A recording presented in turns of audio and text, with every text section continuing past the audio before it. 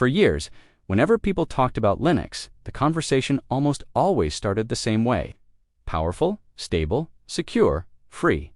And then came the pause. The desktop, the look, the polish. Linux was respected, sometimes feared, often misunderstood, but rarely admired for how it looked. It was seen as practical, not beautiful, functional, not elegant, something you used because you had a reason, not because you enjoyed it. But that story is changing, and not slowly, not quietly, but in a way that signals something much bigger. Linux is getting a new look, and this time, it's not just about themes or icons or shiny wallpapers. A real desktop revolution has begun. What makes this moment different is that it didn't come from a single company or a flashy keynote. There was no grand announcement saying, "This is the future of Linux desktops." Instead, it's happening everywhere at once. On KDE, on Gnome, on Wayland, in compositors, toolkits, design systems, and even in the mindset of developers and users.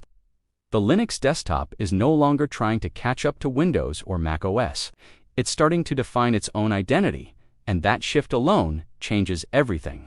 For a long time, Linux desktops were built by developers for developers. That made sense in the early days. Linux itself was a technical project, and the desktop was just a way to launch terminals and manage files. Visual consistency was optional. Usability was something you figured out over time. Customization was powerful, but it often came at the cost of coherence. You could change everything, but nothing felt intentionally designed from start to finish. That was Linux's strength and its weakness. Now we're seeing a new philosophy take hold. Design is no longer an afterthought. User experience is no longer something borrowed from other operating systems. Desktop environments are being reimagined with clarity, purpose, and a surprising amount of confidence. KDE Plasma, once known mainly for endless options and complexity, has evolved into something refined, modern, and visually stunning.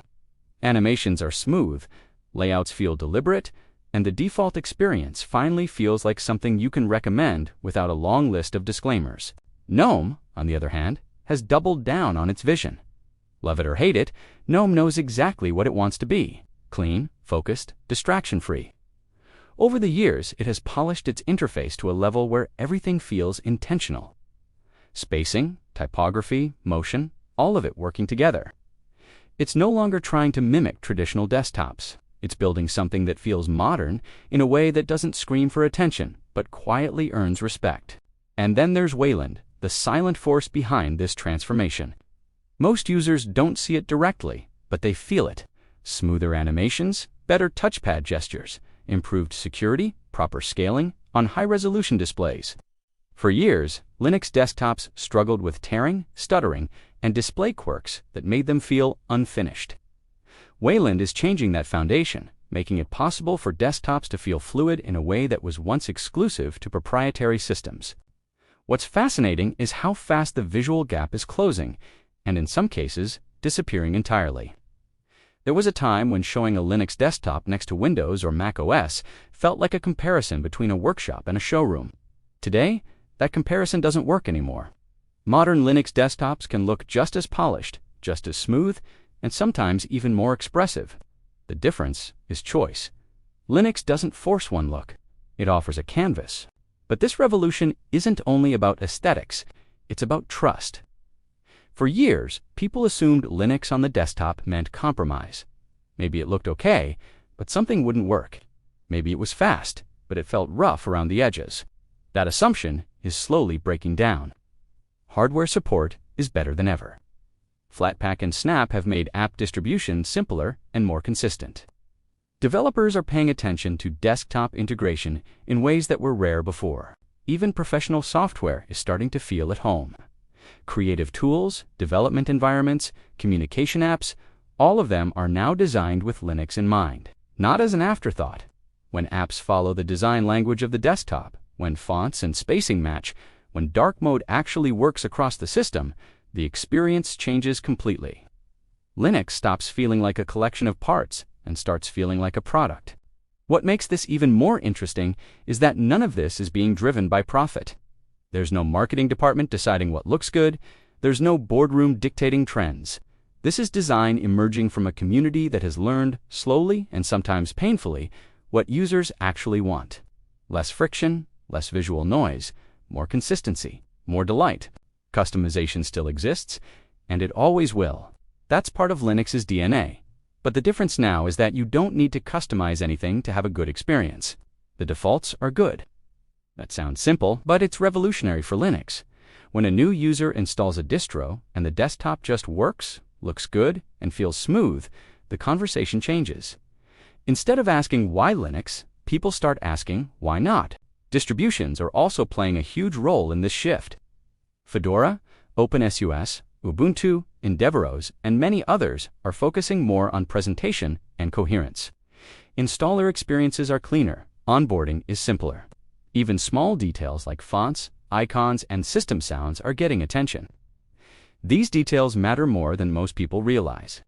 They shape first impressions, and first impressions decide whether someone stays or leaves. The rise of tiling and hybrid window managers is another sign of this revolution. Tools like Hyperned Sway and modern Wayland compositors are redefining what a desktop can be. They're not just for power users anymore. With animations, rounded corners, blur effects, and gesture support, they blend efficiency with beauty in a way that feels genuinely fresh. This isn't Linux copying anyone. This is Linux experimenting in public. There's also a cultural shift happening. Linux users are no longer defensive about the desktop. In the past, any criticism was met with explanations and workarounds. Now, there's confidence. When someone says Linux looks outdated, the response isn't an argument. It's a screenshot, or a screen recording, or a live demo. The desktop speaks for itself. Another important piece of this puzzle is accessibility. Modern Linux desktops are taking accessibility more seriously than ever before. Better screen reader support, improved contrast options, scalable interfaces, and keyboard navigation are becoming standard rather than optional. A desktop revolution that only looks good isn't enough. It has to work for everyone. Performance is also part of the story. Linux desktops are becoming more efficient without feeling stripped down. Animations don't stutter. Transitions feel responsive. Even on older hardware, modern Linux desktops can feel faster than brand new installations of proprietary systems. That performance advantage, combined with visual polish, creates a powerful combination. What we're seeing right now feels like the beginning of a new era. Not a sudden takeover, not a dramatic collapse of other platforms, but a quiet shift in perception. Linux is no longer just an alternative, it's a valid first choice. For students, creators, developers, and even everyday users who just want a computer that respects them. This desktop revolution also reflects a deeper philosophy. Linux desktops are designed to get out of your way. No forced updates, no ads in the start menu, no telemetry you didn't agree to. The clean look isn't just visual, it's ideological. It represents control, ownership, and transparency, and that resonates more today than ever before.